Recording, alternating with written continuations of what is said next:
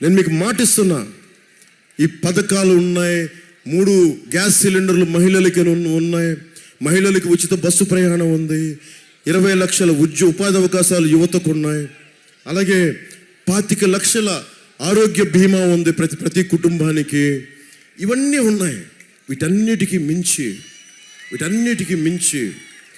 మీకు భద్రత, స్వేచ్ఛ, ఇది మీకు చూపిస్తాను. మీకు అది భద్రత, స్వేచ్ఛ, ఈ 2 లేనప్పుడు మీకు ఎంత డబ్బున్నా, మీరు చూశారు చాలామంది డబ్బున్న వేలాది కోట్ల మంది ఆఫ్టర్ ఆల్ ఒక గూండా పొలిటికల్ లీడర్స్కి భయపడిపోతుంటే మనం ఎక్కడ పారిపోతాం? మా సన్నిహితులు చాలా చెప్తున్నారు, మేము ఆంధ్రప్రదేశ్కి రావండి, ఇక్కడి నుంచి వెళ్ళిపోతాం అంటే నేను ఒకటే చెప్పాను, ఎక్కడికి వెళ్ళిపోతారు మీరు అందరూ? మేము అమెరికాకి వెళ్ళిపోతాం. ఓకే, మాకు అమెరికాలో బంధువులు ఉన్నారు, సంతోషం.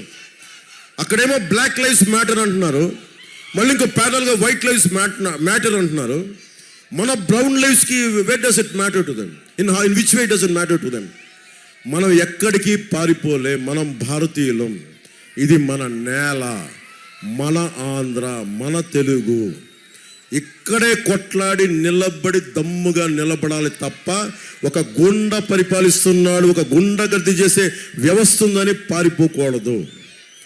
మీరు విశాఖను వదిలి ఎక్కడికి వెళ్తారు? ఈ ఇల్లును వదిలి ఎక్కడికి వెళ్తారు?